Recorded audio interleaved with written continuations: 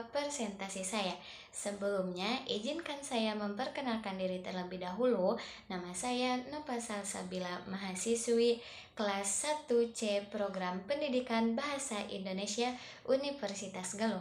Hari ini saya akan membedah topik yang sangat krusial dalam sejarah sastra kita, yakni perkembangan sejarah sastra pada masa angkatan 20 dan pengaruhnya terhadap kesadaran nasional.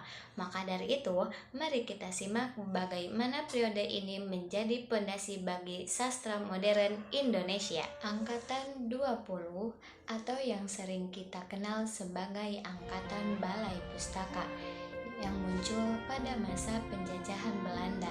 Penting untuk kita pahami bahwasannya sastra Indonesia modern tumbuh seiring dengan berkembangnya pendidikan dan media cetak di Indonesia. Balai Pustaka yang didirikan pada tahun 1917 menjadi wadah penting bagi para penulis pribumi untuk menerbitkan karyanya dalam bahasa Melayu dan juga cikal bakal bahasa Indonesia kita. Angkatan 20 adalah masa transisi sastra lama yang berbentuk lisan ke sastra modern seperti novel dan drama. Seperti mana yang sudah dikemukakan oleh Jasin, bahwasanya Balai Pustaka memiliki peran krusial dalam membentuk sastra Indonesia modern karena menjadi wadah utama bagi para sastrawan pada masa itu. Melalui lembaga inilah kaum terpelajar pribumi mulai memiliki ruang untuk menuangkan gagasan secara kritis melalui karya sastra.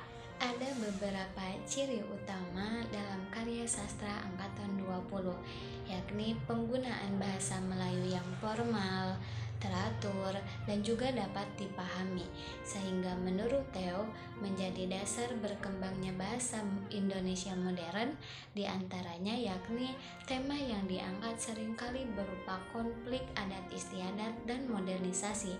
Contohnya, pada novel Siti Nurbaya yang menurut Damono menunjukkan bagaimana adat yang terlalu ketat dapat memicu penderitaan bagi masyarakat, sehingga memiliki pesan moral yang kuat dan nilai pendidikan bagi pembaca, hingga menggunakan alur cerita yang sederhana dan disusun secara kronologis.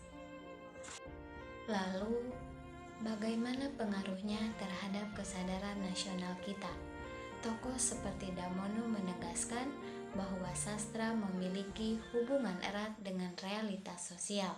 Karya sastra pada masa angkatan 20 bukan hanya sekedar hiburan saja, melainkan instrumen untuk melihat ketimpangan sosial di bawah kolonialisme. Sastra menjadi tempat di mana masyarakat mulai mempertanyakan siapakah kita dan bagaimana nasib kita di bawah tekanan dan penjajahan. Sesuai dengan pandangan Wellick dan Weren, mempelajari sastra sama dengan mempelajari jiwa pada zaman tersebut. Maka dari itu, angkatan 20 adalah tonggak awal kesadaran nasional di mana bahasa mulai digunakan sebagai alat pemersatu di tengah keberagaman suku bangsa. Kita tidak bisa membicarakan angkatan 20 tanpa menelaah sosok-sosok di balik lahirnya karya-karya monumental ini. Tokoh pertama yang patut kita apresiasi yaitu Mara Rusli dalam karyanya yaitu di novel Siti Nurbaya. Mengapa karya ini begitu penting bagi kita? Karena melalui kisah kasih Siti Nurbaya dan Samsul Bahri, Mara Rusli secara berani membongkar kepincangan sistem adat yang kaku di Minangkabau pada masanya. Ia tidak sekedar bercerita tentang cinta, tetapi sedang menggugat bagaimana budaya yang tidak adaptif dapat membelenggu kebebasan individu. Selanjutnya, tokoh kedua yang harus kita apresiasi yaitu Abdul Muiz, yang dikenal dengan novelnya yaitu Salah Asuhan. Jika kita mencermati tokoh utama dalam novelnya, yaitu Hanapi, kita akan menemukan potret manusia pribumi yang terperangkap dalam dilema antara pendidikan barat yang ia terima dan akar budayanya sendiri. Muiz berhasil menghadirkan kegelisahan batin seorang manusia yang merasa terasing di tanah kelahirannya. Perlu teman-teman ketahui, para pengarang ini tidak menulis untuk kesenangan semata, tetapi mereka adalah intelektual yang menggunakan pena sebagai senjata untuk menyampaikan keresahan masyarakat. Lewat penerbitan Balai Pustaka, mereka berhasil mengubah pola pikir masyarakat dari yang tadinya terbiasa dengan sastra lisan seperti hikayat dan dongeng yang syarat akan hal mistis menjadi lebih logis, rasional, dan berorientasi pada realistis sosial yang sedang terjadi. Mereka inilah yang meletakkan batu pertama bagi kita dalam cara menulis dan berpikir kritis hingga hari ini. Menurut saya, keberanian mereka dalam mengkritik adat di masa itu sangat luar biasa. Mungkin di antara kalian ada yang bertanya, mengapa sih kita harus belajar sastra lama yang sudah terbit pada ratusan tahun lalu? Apakah masih nyambung pada tahun sekarang di tahun 2026 ini? Jawabannya ya teman-teman, sangat nyambung. Karena kalau kita membaca novel-novel angkatan 20 dengan pikiran yang sangat terbuka, kita bakal tersadar bahwasanya kalau masalah yang dihadapi tokoh-tokoh di sana sebenarnya tidak jauh berbeda dengan apa yang kita alami sekarang. Yang dimulai dengan soal pilihan hidup, tekanan dari ekspektasi orang tua, sampai rasa bingung untuk memilih jati diri kita sendiri. Itu semua adalah isu yang sangat universal yang enggak lepas dengan yang namanya waktu. Namun caranya yang berbeda. Bedanya, kalau dulu mereka mengungkapkannya lewat buku cetak yang terbatas, sekarang kita punya ruang yang jauh lebih luas di era digital ini.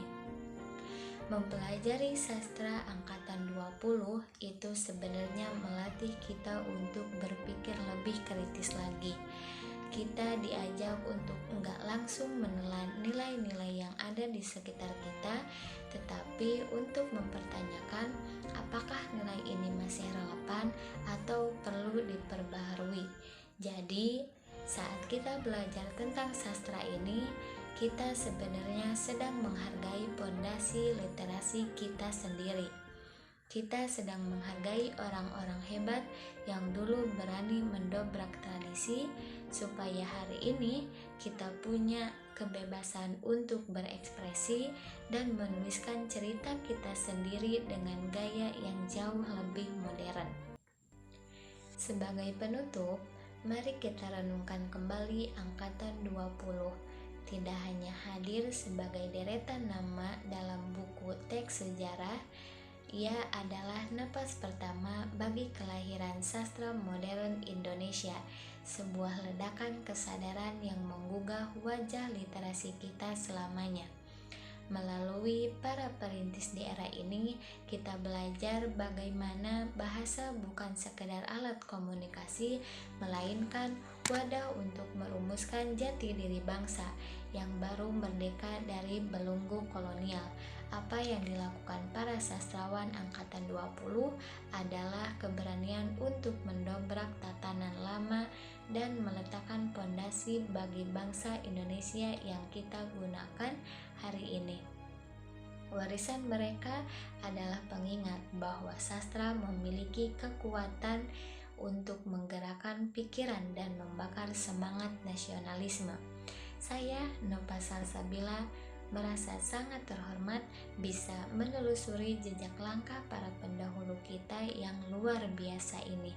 Semoga pembahasan kita hari ini tidak hanya berhenti di sini, tetapi memantik rasa penasaran teman-teman untuk terus menggali lebih dalam kekayaan literatur bangsa kita sendiri.